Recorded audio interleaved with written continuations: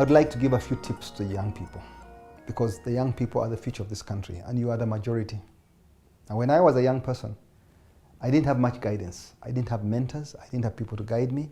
My father passed on when I was young, and everybody I seemed to turn to was in a hurry. Nobody had the time for me. When you're an orphan, you start feeling sorry for yourself. But I remembered my dad telling me that you should never feel sorry for yourself. You've got to be a man and run with your own legs.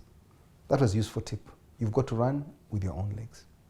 And one of the things he taught me when I was still quite young was that if you've done nothing at all the whole day, when you're going to bed, reflect. If I've done nothing, get out of bed, go out there, dig a hole and fill it. Then come back to bed. But don't go to bed after you spent a day doing nothing, absolutely nothing. That is criminal. So working is important, working hard is important, and every day counts. Now, many of you who are young, you feel you've got so much time ahead of you. Time is the most important currency you have. Time is the most important commodity you have. When you're young, you think it's in abundance.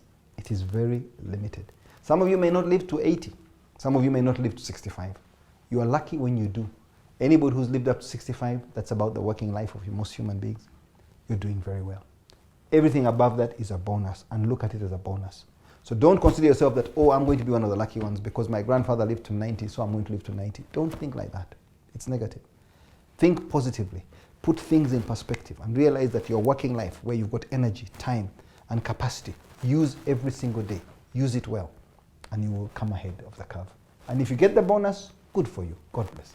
But if you don't, at least accomplish as much as you can and put things in perspective. You want to get married, you want to have a family, you want to raise your children, you want to give them security.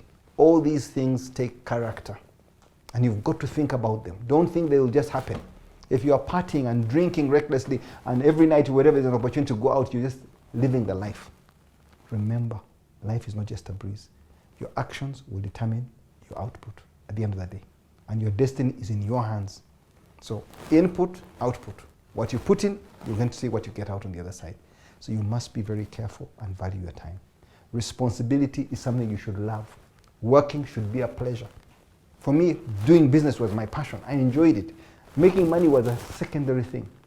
You've got to enjoy doing business. You've got to look for the hustle. You've got to look for something you've got to be doing all the time. Can I buy? Can I sell? Is there a gap? Is there something? Your mind is like a muscle, and it's the most important muscle in your body. It is working all the time, trying to see the difference. Train your eye to see the differences. What is good, what is not so good? Why is this one better than the other? What is the gap between here and there?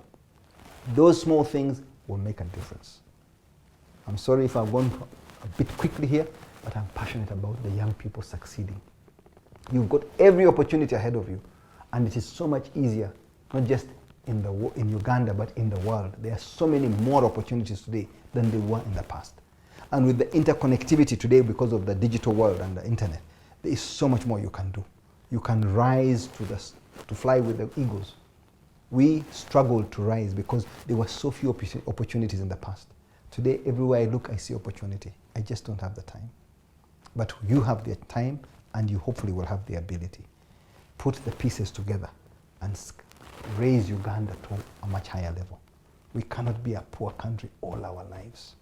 When I was young, this country was very poor. I was a bit ashamed about being in Uganda. But I learned to love it.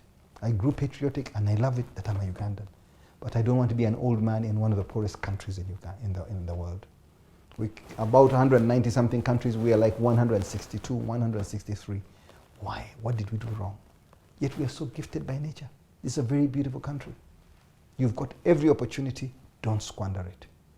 Use it well. Thank you. Hello, my name is Patrick Bitature. I'd like you to subscribe to my YouTube channel and follow me on the social media platforms. I'm going to be doing a series on businesses that are built to last. That's an easy thing to say, it's not an easy thing to do. Let's walk this walk together, and I try to guide you so that you can build businesses that will last. Hopefully, intergenerational businesses.